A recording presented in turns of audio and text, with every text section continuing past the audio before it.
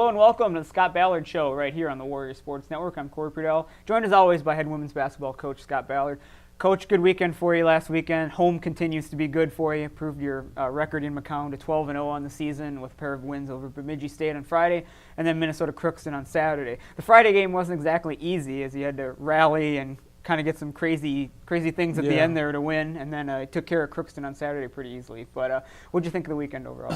Well, I was pleased with the results. I wasn't always, pleased with the execution, but Friday's game with Bemidji is a good example of how dangerous it is to, take another team lightly based on their record or their standings. As coaches, we always try to, emphasize to your team not to compare scores and not pay attention to rankings and things like that. But with social media so accessible, it's easy for them to get on the internet and see how many games Bemidji has won in league play or how many games they've lost in a row. And, that stuff is really dangerous because if you're not careful, it will allow complacency to creep into your mindset, and it's not intentional, but you subconsciously can take somebody lightly or for granted or predetermine how hard that you need to play or how good that you have to be that night in order to give yourself a chance to win, and that's really dangerous. And throughout league play this year, there's been lots of upsets where lower-ranked teams have beat higher-ranked teams. Most of the time, it's happened at home rather than on the road. But you got to give Bemidji a lot of credit. They had lost 5 or 6 games in a row coming into our game. Their coach started a completely different lineup than he had the previous 2 or 3 games.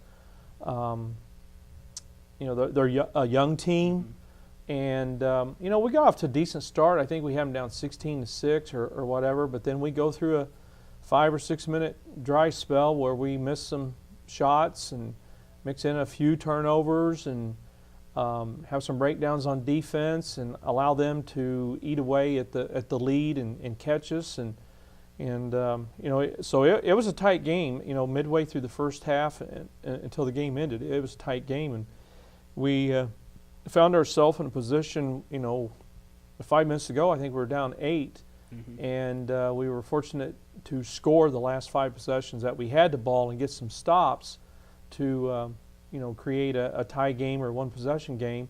And then fortunately for us, when we were playing for the last possession of the game, a loose ball was created and a mad scramble for it, and I really, to this day, I'm not sure if the officials called a jump ball first and then a timeout by Bemidji, which they didn't have any left.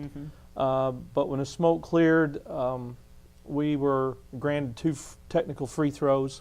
Tara Roloff made them both, and then we got the possession of the ball with a couple of seconds ago and inbounded it clean and ran the clock out. But I felt like when that game was over that we were just lucky because I didn't feel like we were good on defense. We weren't good offensively.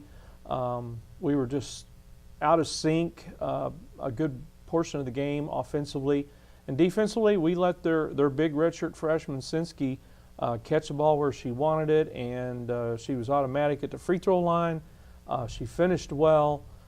She was probably one of the hardest post players that we've had to defend all season long on that night. And we knew she was our leading scorer, but we didn't realize that she was as mobile and versatile of a player as she was in real person.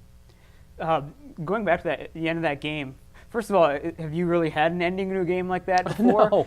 No. In 35 years of coaching, I've never been involved in a game one way or the other that ended that way. I've seen games over the years on TV like, Chris Weber in the national championship game. But no, not in real life. I've never witnessed anything like that. And then kind of in addition to that, is that something as a coach, do you kind of Yeah. pound that into your players to always Yeah. know that kind of stuff, or do you just rely Yeah. on them that Oh, they're no, gonna no, have- no. When we get down to the end of the game, and our players are really conscious of it. A lot of times they'll ask, "Do we have any timeouts left? How many do we have?" And we're really quick to share that information with them, even if they don't ask. That if you get in a bind, we have one timeout left. I mean, we were kind of in the same situation when we played at Augie, because we had to burn a couple timeouts early in the second half to save possessions, but. We only had one timeout left. When they called their last 30-second timeout, we told our team we've got one timeout left, and that allowed us to have it to use with 6 seconds to go to try to get the length of floor and get a last-second shot. But no, that's something that you always try to make your team aware of in case they get in a bind, if that's an option. To save a possession. And then Saturday, a pretty good win against Yeah. a good Crookston team. Talk a little bit about that one. Well, as disappointed as we were in our defense Friday night, our post defense was not good based on our expectations, and our help defense was not good. So, Bemidji got 3-point opportunities, and then they were able to throw it inside whenever they wanted. So they had both things going. Against Crookston, they've got some really good wins. They got, a win at Wayne. They've beaten Mankato, Concordia. They scored 91 on St. Cloud, at St. Cloud. A really explosive team. They beat us at their place a year ago, and they're leading the league in free throw shooting. They've got 3 really good offensive players. The Thielman girl is quite a talent. We made her work really hard in our game, and she still had 22. She's hitting step-back threes off the dribble. She can drive the lane. She can get to the line. She's got a mid-range game. There's not a flaw in her game, and they really, run a lot of stuff for her to free her up. Meckendek, a very versatile, undersized post player. She reminds me a lot of Abby Bush. She's 5'11", but we really boxed things up on her. We didn't give her room to, dribble drive in the lane. And then, their big freshman inside, Gruber. Our fives did a pretty good job by themselves on her.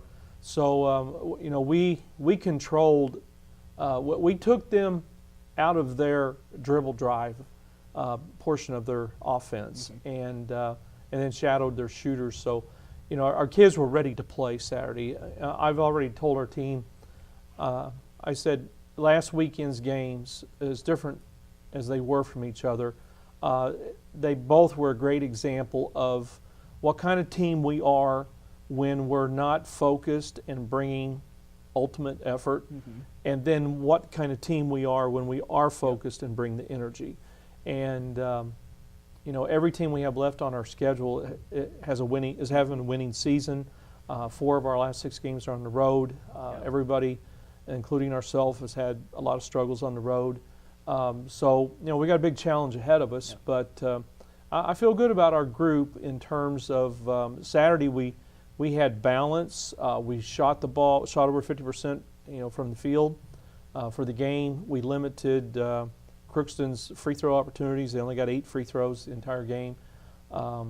Friday we took really good care of the ball. Only had 7 turnovers, and we turned around and had 16 on Saturday. But half of them were silly things, and a lot of it was in transition where you're playing fast.